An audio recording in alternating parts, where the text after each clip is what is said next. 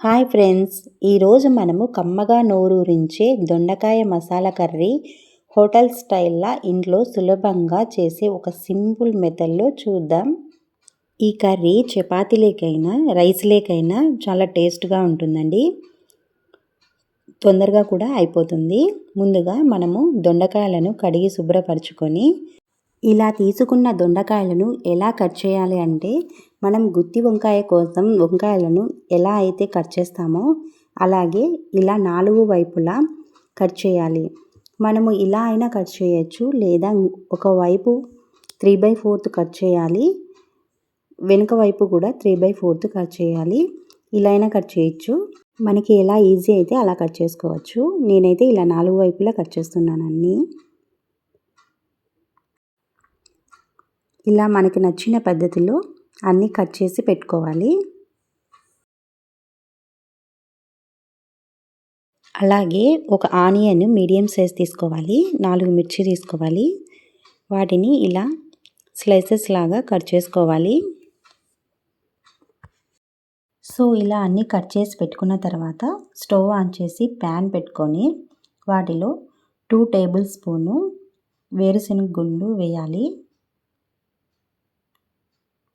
ఇవి స్టవ్ మీడియంలో పెట్టుకొని దోరగా వేపుకోవాలి. ఇలా దోరగా వేపుకోవాలి. 2 టేబుల్ స్పూను కొబ్బరి వేసుకోవాలి, అది అలాగే వేపుకోవాలి. సో ఇవి వేగిన తర్వాత ధనియాలు 2 టేబుల్ స్పూను వేసి బాగా వేపుకోవాలి. ఇక్కడ నేను ఎండు కొబ్బరి తీసుకున్నానండి, మీకు కావాలంటే పచ్చి కొబ్బరి కూడా తీసుకోవచ్చు, రుచి బాగుంటుంది. అలాగే చిన్న దాల్చిన చెక్క, 4 లవంగాలు వేయాలి. వీటిని బాగా వేపుకోవాలి. నువ్వులు 2 టేబుల్ స్పూన్ వేయాలండి. నువ్వుల ప్లేస్లో జీడిపప్పు కూడా వేయచ్చు, రుచి బాగుంటుంది. ఇలా మరి 2 నిమిషాలు వేపుకోవాలి. సో వీటిలోనే జీలకర్ర 1/2 టేబుల్ స్పూను వేసి వేపుకోవాలి. ఇలా వేగిన తర్వాత వీటిని పక్కకు పెట్టేసి చల్లారనివ్వాలి. మరి ఇంకొక ప్యాన్ పెట్టేసి అందులో ఆయిల్ వేసి, ఆయిల్ వేడెక్కాక మనం ఇందాక కట్ చేసి పెట్టుకున్న దొండకాయలను అందులో వేసుకోవాలి. ఇలా దొండకాయలు వేసినప్పుడు మంటని హై ఫ్లేమ్లో పెట్టేసి వేపుకోవాలి. ఇలా వేపడం వల్ల కర్రీ చేసేటప్పుడు తొందరగా అయిపోతుంది, మగ్గుతాయి కదండి బాగా, అందువల్ల. అలాగే రుచి కూడా బాగుంటుంది. దొండకాయలో వాటర్ ఉంటుంది కదండి, ఇది చిక్కులుతుంటుంది. ప్లేట్ అడ్డం పెట్టేసుకొని ప్లేట్ మూత పెట్టేసి మగ్గించుకుంటే బెస్ట్.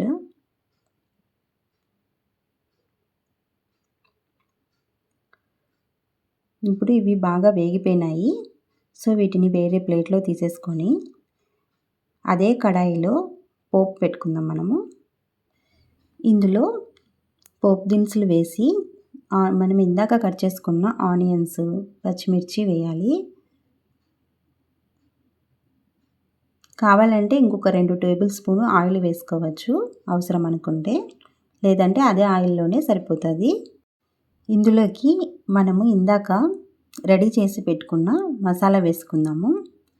ఆ మసాలా వేసి బాగా వేపుకోవాలి, మీడియంలోనే పెట్టాలి, లేదంటే అడుగు అంటుతుంది.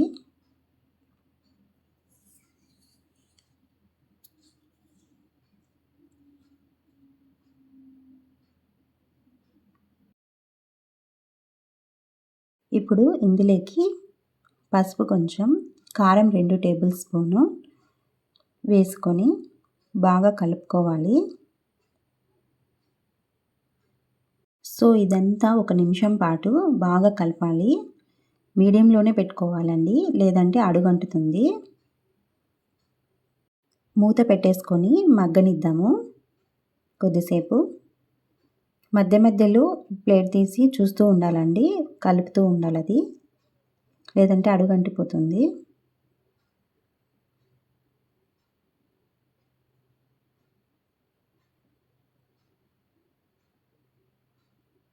సో ఇప్పుడు వీటిలోకి మనం ఇందాక వేపి పెట్టుకున్న దొండకాయలను వేసుకొని బాగా కలుపుకోవాలి.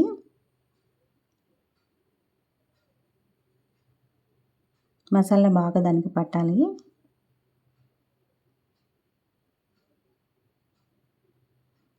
తగినన్ని వాటర్ వేసుకోవాలి. మనకి ఎంత క్వాంటిటీ కావాలో అంత వేసుకోవచ్చు. మరీ ఎక్కువ వేయకూడదు.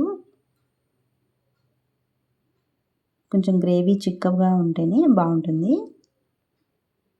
సాల్ట్ తగినంత వేసుకోవాలి, మనకు రుచి తగ్గట్టుగా.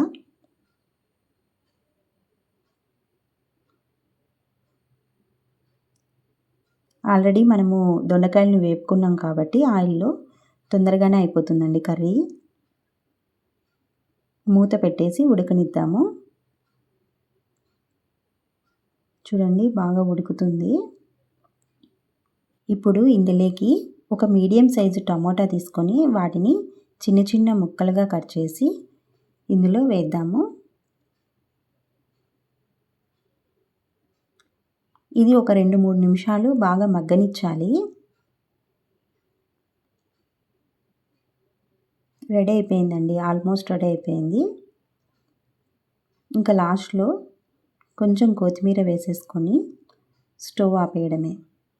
అంతే అండి. ఇది చపాతీ లెక్కని, అన్నం లెక్కని చాలా రుచిగా ఉంటుంది. తప్పకుండా ట్రై చేయండి. ప్లీజ్ కామెంట్ చేయండి friends. Thank you for watching this video. Bye bye.